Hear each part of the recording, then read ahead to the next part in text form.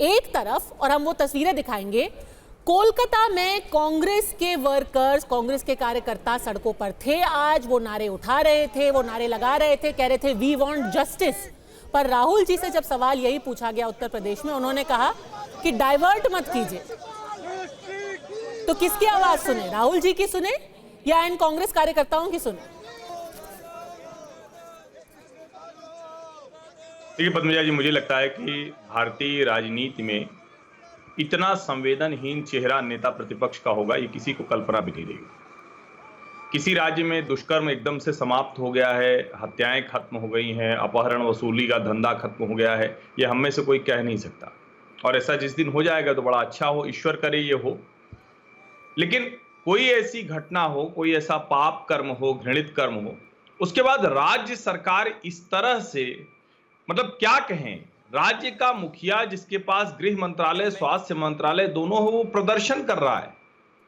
मुझे तो लगता है कि आज सर्वोच्च न्यायालय से थोड़ा ज्यादा की उम्मीद देश का नागरिक कर रहा होगा।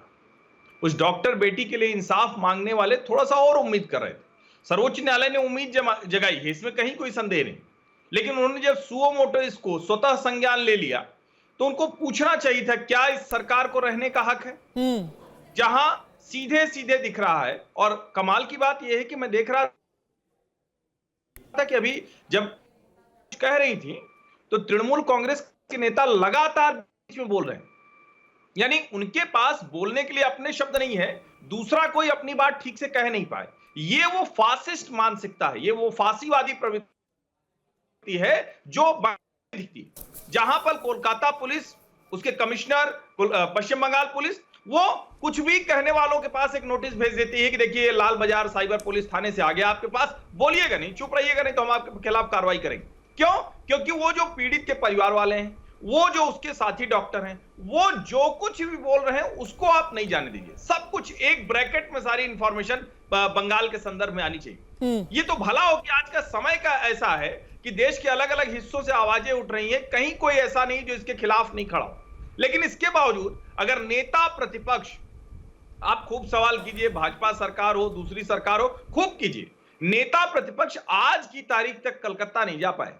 कोलकाता जाते, वो पीड़ित के परिवार से मिल लेते तो क्या बुरा हो जाता? वो भी तो राजनीति कर सकते थे ना। चलो संवेदना वाली राजनीति होती। यहां सबसे बड़ा संकट यही है कि देश को एक ऐसे ब्लैक होल में ले जाने की कोशिश हो रही है, और ये राजनीति बहुत घृणित है, ये बहुत नीचे ले जाने वाली। आप सोचिए, वहां भी वो सिर्फ जाति जाति चिल्ला रहे थे जहां रायबरेली में गए, बिल्कुल वहां भी सवाल खड़ा हुआ। आप पूछिए ना योगी आदित्यनाथ से, सरकार से सवाल, और जो गिरफ्तार हुए वो भी पूछिए। लेकिन हर चीज को सिर्फ जाति के एंगल पर ले जाना, सिर्फ पूरे देश को विभाजन कराना, और चलिए वो सब आप कर लीजिए, लेकिन इतने संवेदनशील मुद्दे पर अगर आप कह रहे हैं कि डिस्ट्रैक्ट करने की कोशिश कर रहे हो, हम होने नहीं देंगे, मैं तो मतलब थोड़ा सा मुझे लगा कि कहीं आगे ना निकल जाए और उसके बाद पूछ लें, बताओ कौन जात के पत्रकार हो, तुम्हारा मालिक कौन है, तो ये सब वो न कर बैठे। सचमुच लगता है कि भारतीय राजनीति बहुत गटर में जा रही, बहुत गर्त में जा रही। तो संवेदना भी क्या सुविधा के हिसाब से होती है? रायबरेली में वोट बैंक का फायदा हो रहा है तो आप मिलने जा रहे हैं, कोलकाता में नहीं जा रहे। ये कुछ भी बिल्कुल गलत बात है। राहुल गांधी जी 6 दिन पहले ही बयान दे चुके, और मैं पढ़कर बता देती हूँ राहुल गांधी जी ने क्या कहा, और उन्होंने आज भी कहा, वो इन्हें सुनाई नहीं दिया। उन्होंने कहा कलकत्ता पर भी मैं बोलूंगा, पूरे तरीके से बोलूंगा, अभी जहां आया हूं वहां की बात कर लूं।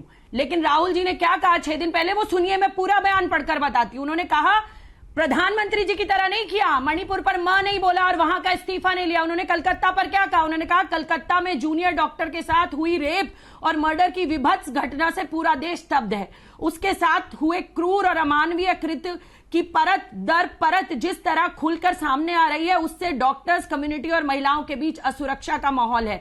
पीड़िता को न्याय दिलाने की जगह आरोपियों को बचाने की कोशिश अस्पताल और स्थानीय प्रशासन पर गंभीर प्रश्न खड़े करता है। इस घटना ने सोचने पर मजबूर कर दिया है कि अगर मेडिकल कॉलेज जैसी जगह पर डॉक्टर सेफ नहीं है तो किस भरोसे अभिभावक अपनी बेटियों को पढ़ने बाहर भेजें। निर्भया के केस के बाद बने कठोर कानून भी ऐसे अपराधों को रोक पाने में असफल क्यों है?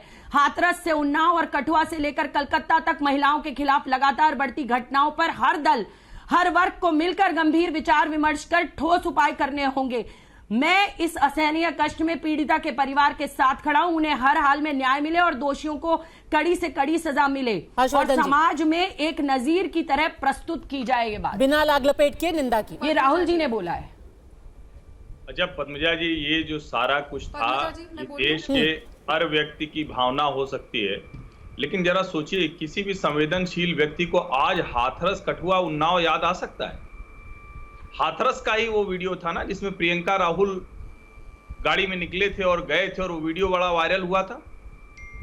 ये दिखाता है कि नेता प्रतिपक्ष सिर्फ और सिर्फ स्तरहीन राजनीति कर रहे हैं। मैं फिर से कह रहा हूं, नेता राजनीति करते ही हैं, लेकिन स्तरहीन राजनीति से बचना चाहिए। इसमें क्या पश्चिम बंगाल सरकार और ममता बनर्जी का कहीं नाम है? मैं प्रतीक्षा करता हूं डॉली शर्मा उसको खोजें और उसको दर्शकों को बता दें। मैं माफी स्वीकार कर लूंगा अगर एक बार भी माफी मांग लूंगा अगर एक बार भी ममता बनर्जी से कहा गया हो कि ममता बनर्जी त्यागपत्र दे, या उनकी सरकार में ही हुआ। राधिका खेड़ा, अगर राजनीति की बात हो रही है, इल्जाम आप पर भी है, आप भी राजनीति कर रही हैं, आपको न्याय का उतनी परेशानी नहीं है जितना इस्तीफा लेने का है। फटाफट आपने इसको एक पूरी मुहिम बना दिया है कि ममता बनर्जी इस्तीफा दो।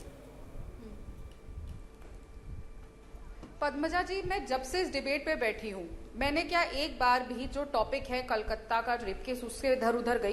क्या मैंने बात करी कर्नाटक के रेप की, जहाँ पे एक छोटी सी लड़की के साथ बलात्कार हो जाता है, वो कोशिश की जाती है स्कूल के अंदर? क्या सिद्धरमैया को फोन करके इस्तीफा मांगा गया? क्या मैंने बात करी झारखंड की, जहाँ पे एक 3 साल की लड़की के साथ उस बस का, स्कूल बस का ड्राइवर रेप कर देता है? क्या सोरेन साहब को कहा नहीं, आप दोबारा मुख्यमंत्री नहीं बनेंगे, उतरिए? जब आपने वापस किसी और की कुर्सी खाली करा के जो बैठे हैं और आपसे संभल नहीं रहा, मैंने नहीं बात करी। मैं चाहती तो मैं कथुआ की भी बात करती आज, नहीं, पर फिर आप जिस महाराष्ट्र आदमी की भी ने बात कीजिए वो ना।